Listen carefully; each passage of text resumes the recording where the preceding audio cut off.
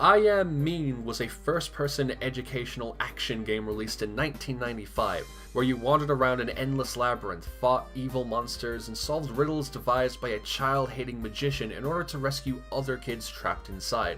This one's not remembered much beyond the animated cutscenes, and even they're fairly restrained.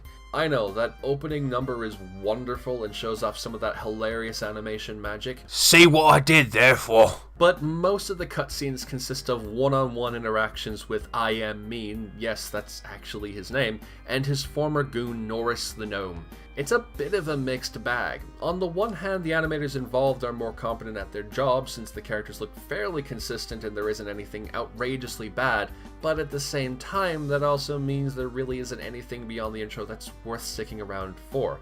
A year later, it got a sequel called Chill Manor, which tasked you with exploring different periods of history and preventing the evil Ophelia Chill from rewriting the past. This one's got even less to talk about, since there's only 3 fairly short cutscenes at the beginning and when you win or lose the game.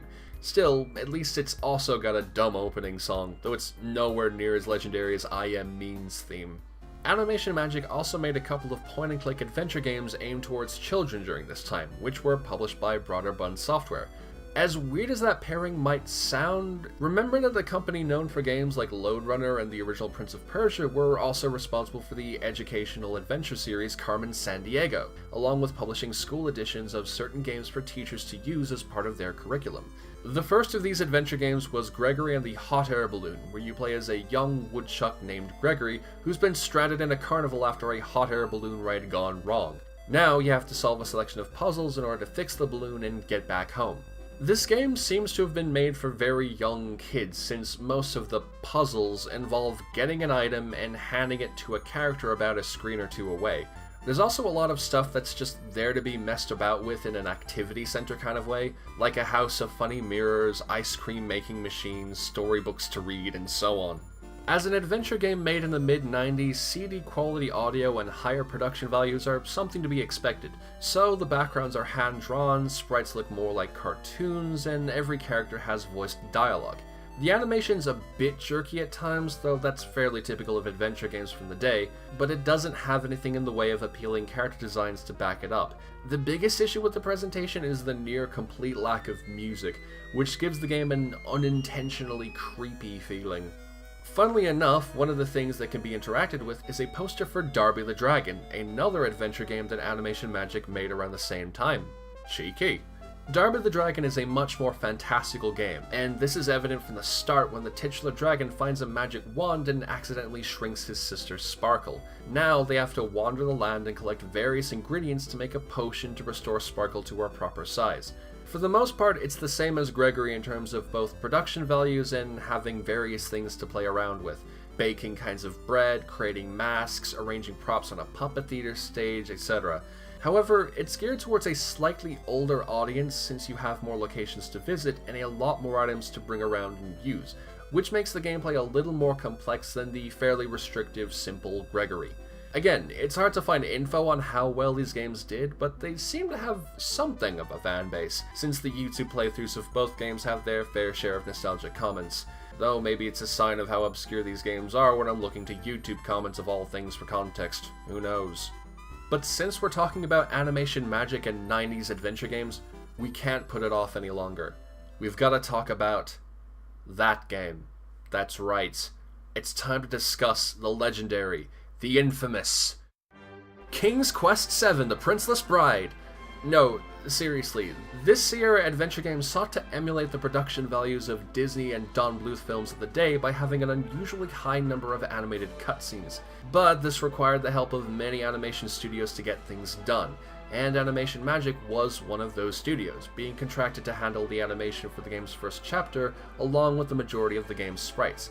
It's perfectly adequate if a bit clunky, but this was 1994 and this looked very unique for the time, at least as far as I can tell.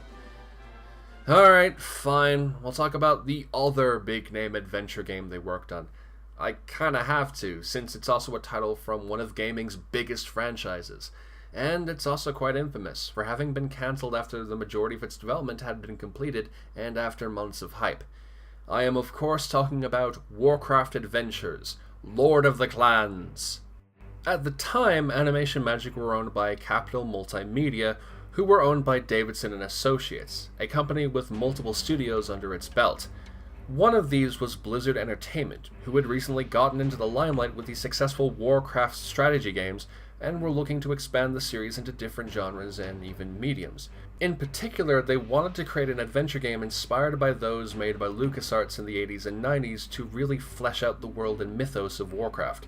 However, their in-house staff was already busy creating their next projects, Diablo and StarCraft, so it was decided to outsource development to a third-party studio. Capital Multimedia approached Blizzard with the suggestion of giving that job to Animation Magic, since they already had experience in making adventure games. In a manner not too dissimilar to American animated shows, Blizzard would take care of all the creative roles, including writing, game design, voice acting, and such, while Animation Magic, where the St. Petersburg division had long since taken the lead on developing games, would do the programming, artwork, cutscenes, and just about everything else that would need to be done. And despite being an outsourced spin-off, Blizzard intended to make it a crucial part of the series' canon, particularly with the introduction of Thrall, a character who would go on to have a big impact on the game's narrative going forward.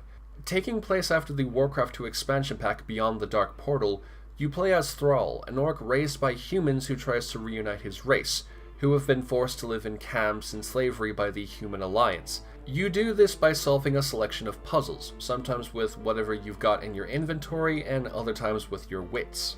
It's a very typical example of the genre and its mechanics, though this is likely due to the LucasArts influence and Animation Magic using that to create an adventure game more complex than they had previously made. When you click on an item or person, you're given the option to look at it, talk to it, or interact with it, instead of the game automatically doing just one thing. You also have the ability to combine items now, which means that puzzles can have a greater variety. Similarly, the writing is quite standard, though that isn't to say it's bad. You have dialogue trees that have both serious and silly responses, a good bit of witty banter underneath all the exposition, and a snarky protagonist who tries to deal with the nonsense as best he can. Fortunately, this is saved a good deal by a strong voice cast headlined by experienced professional actors. At the lead is Clancy Brown, otherwise known for voicing Mr. Krabs from SpongeBob SquarePants and playing the Kurgan from Highlander, and he provides a charismatic dry wit as the voice of Thrall. Alongside him are Peter Cullen, mainly known as Optimus Prime from Transformers, as the orc leader Doomhammer, and Tony Jay, Frollo from Disney's Hunchback of Notre Dame and Megabyte from Reboot, as the shaman Drekthar, among others. The cutscenes were originally going to be animated by Animation Magic, as demonstrated by this first take of the game's opening, but it was decided to get Tuna Sin, a South Korean animation studio, to redo them.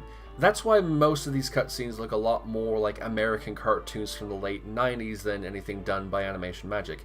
It's fairly standard, like most of the game, and that was kind of the problem.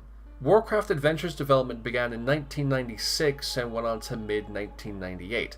This was quite a while, and part of that stemmed from the communication problems between Blizzard and Animation Magic's Russian side. Different languages, different time zones, and Animation Magic's general lack of experience or knowledge with Warcraft meant that it often took a while for both sides to understand what needed to be done.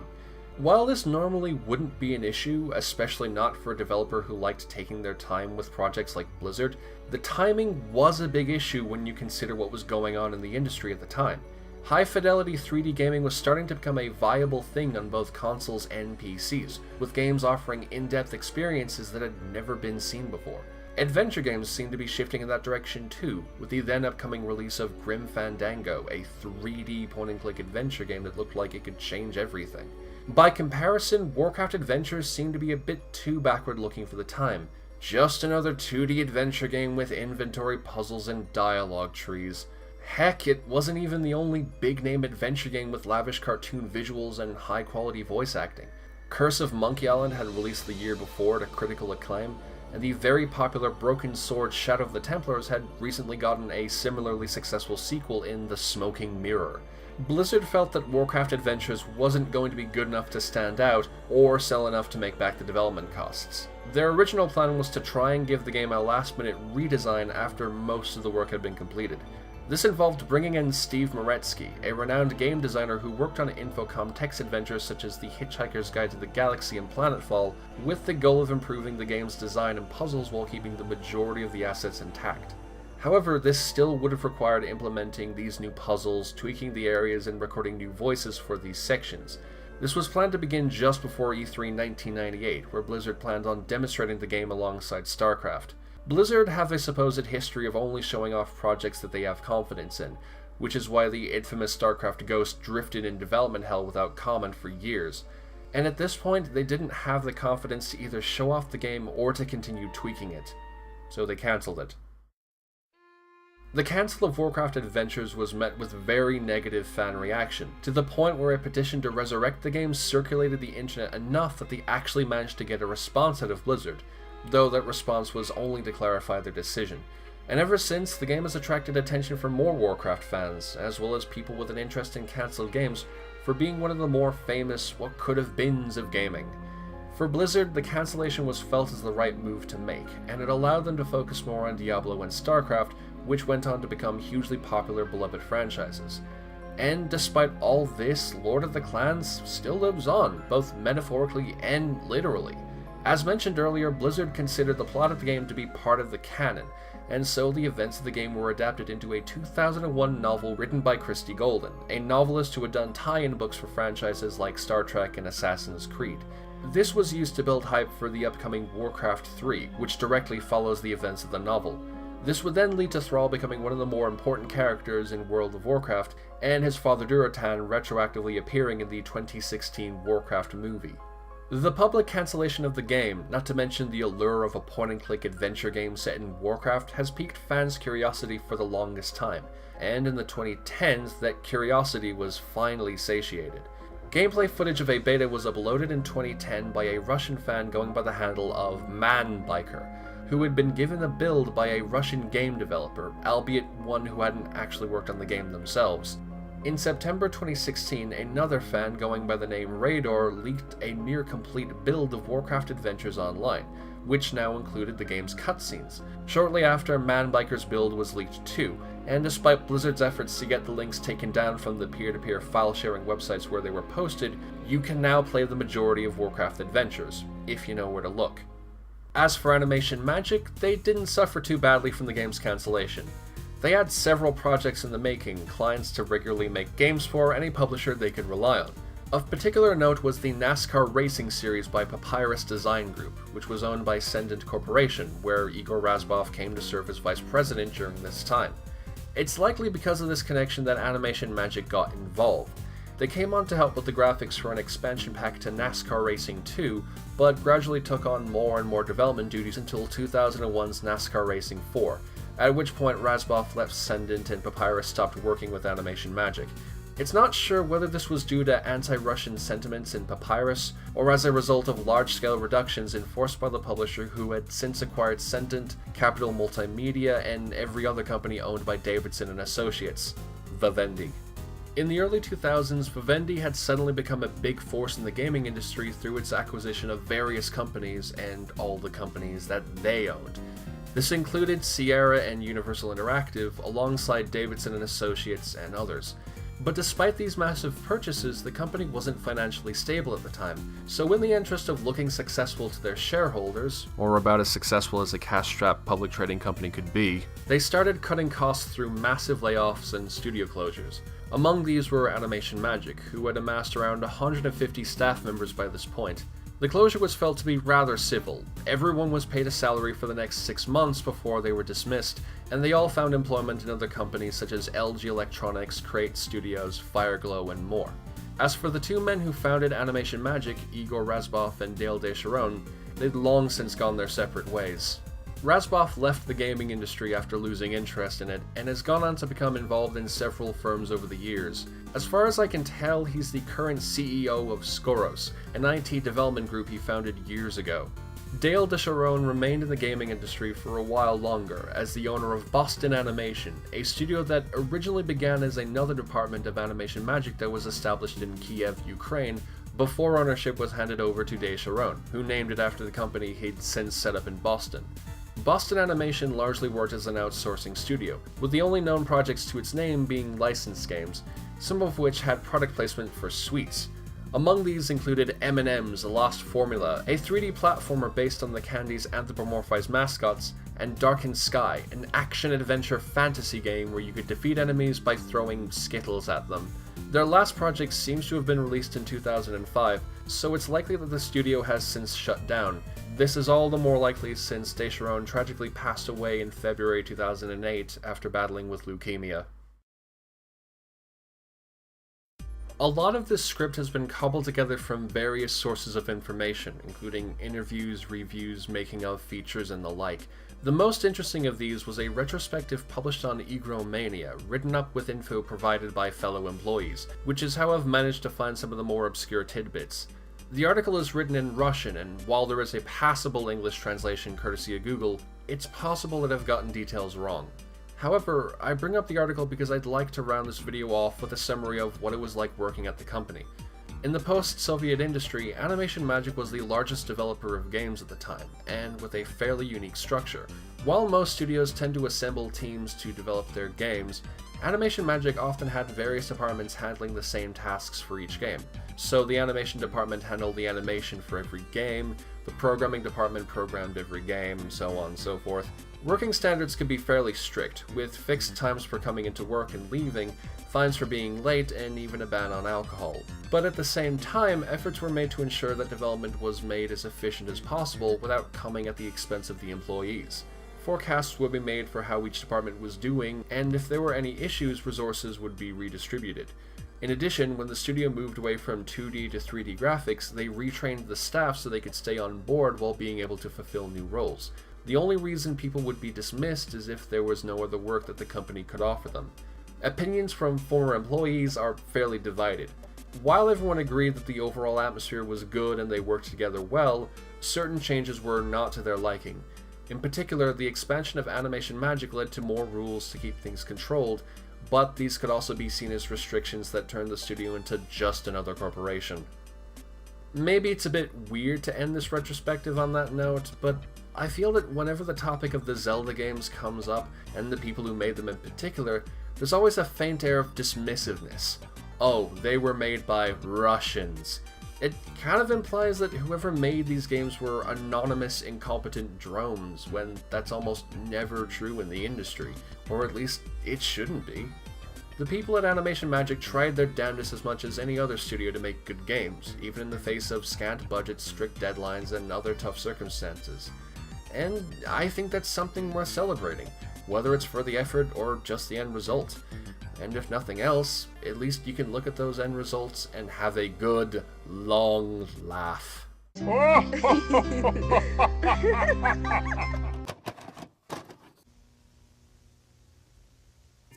Hey there, I hope you enjoyed watching the video. It was a surprisingly massive undertaking, considering how it just started on essentially a whim. And for a massive undertaking, I had quite a few people helping me make this thing, and I'd like to offer my thanks to them. Firstly, big thanks to AnimeGolem, who was responsible for the VHS footage at the beginning. That's not a fake VHS, a fake that he used on editing software. The madman actually taped the image of the king on a videotape and then recorded that on another tape to give the footage that degraded second generation quality. It's insane, but also incredibly cool, and I really appreciate him for doing that. If you can, please check out his YouTube channel, Uncommon Cartoons, where he occasionally posts very obscure bits of animation, and also follow his Twitter account, also called AnimeGolem, where he posts even more obscure animation. I want to give a similarly big thanks to Cap, an internet acquaintance on the World Animation Discord I go to, who helped me get past a big writer's block and in general gave me feedback that helped to make the script better, or at the very least to refine it. I, again, genuinely really appreciate that, and for the advice that kind of helped me get past the writer's block and got me into making this video. So in a way, you kind of helped make this thing, Cap, so genuinely thank you so much. I also want to give thanks to DoctorFrosty, another Discord member who looked at the script when I was first working on it and gave just a couple of bits of feedback, which was, also really cool. Thank you. I also want to give a special shout out to the various websites, articles, and archives that I used in researching this video. Doing research on a really quite obscure game developer is always tricky, and I really do owe so much to all of those places and all the people who wrote those articles, interviews, and the like. They're all in the description, so if you're interested in doing more research and the like, go check them out. In addition to that, please check out the YouTube channels responsible for pretty much every video clip I used in making this video. If you enjoyed this, please like and share it around. Maybe even subscribe to the channel and follow me on Twitter. I also have a Facebook page for a project I've been working on for the last year and a half called 1001 Animated Films You Should Watch, which I really should get around to updating one of these days. Thank you for watching, and until we meet again, have a great day!